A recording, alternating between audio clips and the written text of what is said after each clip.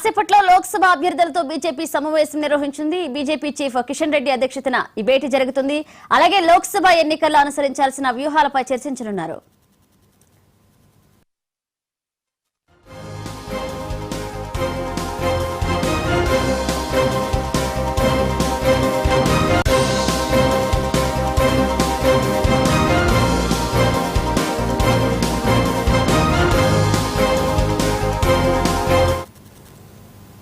కాసేపట్లో లోక్సభ అభ్యర్థులతో బీజేపీ సమావేశం నిర్వహించనుంది. ఇక బీజేపీ చీఫ్ కిషన్ రెడ్డి అధ్యక్షతన ఈ భేటీ జరుగుతుంది. అలాగే లోక్సభ ఎన్నికలు అనుసరించాల్సిన వ్యూహంపై చర్చించనున్నారు.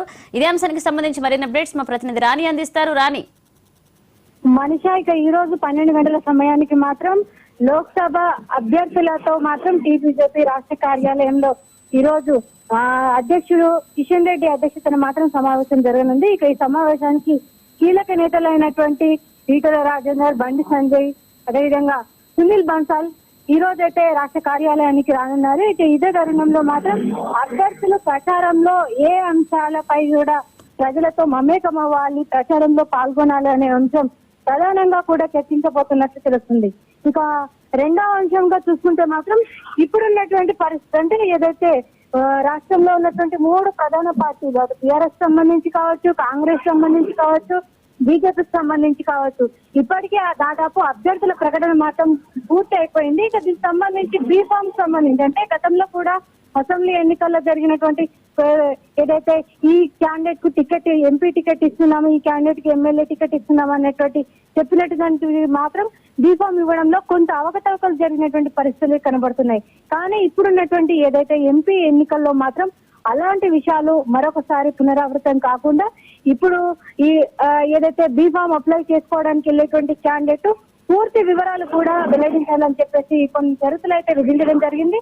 దీంతో పాటు ఈ రోజు ప్రధానంగా సమావేశంలో జరిగేటువంటి అంశాలు అంటే ఎన్నికల్లో ఏ విధంగా ముందుకెళ్లాలి, ఇప్పుడే ఏదైతే ఏపీ తెలంగాణకు సంబంధించినటువంటి కొంత పొత్తుల విషయం అంటే ఏదైతే ఎంపీ ఎన్నికలకు సంబంధించి ఆంధ్రప్రదేశ్ లో చూస్తున్నట్లయితే అటు టీడీపీ కావచ్చు, జనసేన కావచ్చు, అదేవిధంగా బీజేపీ కావచ్చు కలిసి వెళ్తున్నటువంటి పరిస్థితి కనబడుతుంది. కానీ ఇప్పటికే అటు ఖమ్మం, వరంగల్ కు సంబంధించి కూడా కొంత అభ్యర్థుల ప్రకటన ఆలస్యం కావడం, దీంతో పాటు మరి వీళ్ళకి ఏపీకి సంబంధించినటువంటి వారికి టికెట్ ఇవ్వనున్నారా, లేదంటే ఇప్పటికే వరంగల్ కు సంబంధించినటువంటి మాజీ డీజీపీ కృష్ణప్రసాద్ కు మాత్రం అటు బాపట్లకు సంబంధించి అంటే ఆంధ్రప్రదేశ్ లో టీడీపీ నుంచి టికెట్ ఇవ్వడం జరిగింది. మరి ఇక్కడ ఖమ్మం సంబంధించి వస్తే ఒక క్లారిటీ అయితే వచ్చేటువంటి అవకాశం కనబడుతుంది.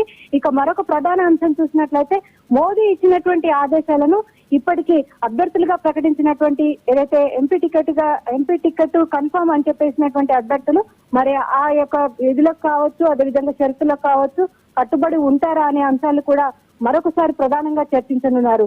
ఇక మొత్తంగా చూస్తే మాత్రం 12 స్థానాలని గతంలో అన్నారు. కానీ ఇప్పుడున్నటువంటి పరిస్థితి అంటే ఏదైతే బీఆర్ఎస్ రాష్ట్రంలో బీఆర్ఎస్ బలపడడం కావచ్చు, అదేవిధంగా ఉన్నటువంటి కాంగ్రెస్ లో ఉన్నటువంటి క్యాడర్ పూర్తిగా సపోర్ట్ చేయకపోవడం అంటే అందులో కొంత వరకు కుమ్ములాట జరగడం, పార్టీలు మారుతారనేటువంటి కొంత వార్తలు రావడం, ఈ విషయాలపైన కూడా కొంత ఆసక్తి చూపిస్తున్నట్టు తెలుస్తుంది. ఎందుకంటే పార్టీ మారుతారు అని అంటే అటు బీఆర్ఎస్ కు కొంతవరకు తగ్గుముఖం పట్టినటువంటి పరిస్థితి ఉంది. ఇక కేంద్రంలో మాత్రం బీజేపీ ఉంది కాబట్టి నూతన చేరికలు కూడా అధికంగా ఉండేటువంటి అవకాశం ఉంది. కాబట్టి వచ్చేటువంటి క్యాండిడేట్స్ అంటే పార్టీలో చేరేటువంటి క్యాండిడేట్స్ సంబంధించి పూర్తి వివరాలు తీసుకొని అదేవిధంగా వాళ్ళని అంటే కొంతవరకు మాత్రం పార్టీ సిద్ధాంతాలు కావచ్చు, పార్టీకి ఉన్నటువంటి ఉద్దేశం కావచ్చు, ఈ విషయాలు మొత్తం పైన కూడా వాళ్ళు పూర్తి నిబద్ధతో ఉంటాము అని చెప్పేసి చేస్తేనే మాత్రం మనకు అవకాశం ఇవ్వాలని చెప్పేసి కూడా మొన్న జరిగినటువంటి మీడియా సమావేశంలో అధ్యక్షుడు కిషన్ రెడ్డి వెల్లడించడం జరిగింది. ఇంకొక అంశం చూసుకున్నట్లయితే గతంలో ఎమ్మెల్యేలుగా వీళ్ళు గెలుస్తారు, ఎందుకంటే గతంలో మంత్రిగా పనిచేశారు, 5 సార్లు ఎమ్మెల్యేలుగా గెలిచినటువంటి వ్యక్తులు కూడా ఇప్పుడు మొన్న జరిగినటువంటి ఏదైతే అసెంబ్లీ ఎన్నికల్లో ఓడిపోవడం జరిగింది. ఉదాహరణ చూసుకుంటే ఈటల రాజేందర్ కావచ్చు, రఘునందన్ కావచ్చు, ధర్మపురి అరవింద్ కావచ్చు, మరికొంతమంది ఉన్నారు. ఇక ఈ విషయాల్లో ఎంపీ ఎన్నికల్లో మాత్రం ఎట్టి పరిస్థితుల్లో చేజార్చుకోవడానికి వీల్లేదు అని చెప్పేసి కూడా గతంలో కొన్ని ఆదేశాలు అయితే జారీ చేశారు. ఈ విషయాలను కూడా సమావేశంలో మరోసారి చర్చకు వచ్చేటువంటి అవకాశాలు అయితే కనబడుతున్నాయి. మనిషా, రాణి, ఇప్పటికే కూడా లోక్సభ ఎన్నికలకు సంబంధించి కూడా కొన్ని రాష్ట్రాలకు సంబంధించి అభ్యర్థులు ప్రకటించారు. తెలంగాణలో కూడా కొన్ని స్థానాలు పెండింగ్ ఉన్నాయి. మరొక ఏపీకి సంబంధించి కూడా ఏపీ బీజేపీ అధ్యక్షులు 6 రోజులుగా కూడా ఢిల్లీలో ఉన్నారు. అంటే లోక్సభ అభ్యర్థులకు సంబంధించి చర్చిస్తున్నారు. అంటే ఏపీకి సంబంధించి అభ్యర్థులను ఎప్పుడు ప్రకటించే అవకాశం ఉంటుందంటారు రాణి?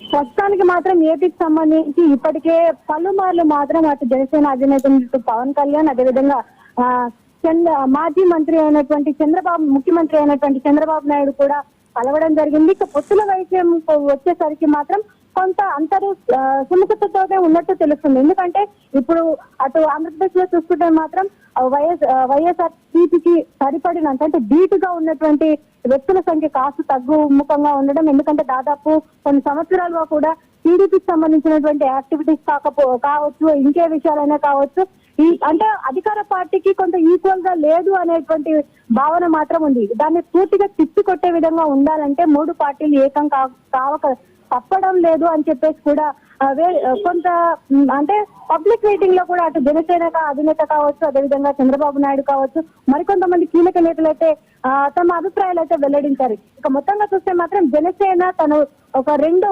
టికెట్స్ అడుగుతున్నట్లు కూడా కొంత సమాచారం అయితే ఉంది. మరి నిజంగా ఎక్కడి నుంచి పోటీ చేయిస్తారు జనసేనకు సంబంధించినటువంటి క్యాండిడేట్స్ ని, వాళ్ళని ఎవరిని సెలెక్ట్ చేస్తారు అనేది కొంత సందిగ్ధత అయితే నెలకొంది. మనిషి రైట్, థ్యాంక్ యూ రాణి.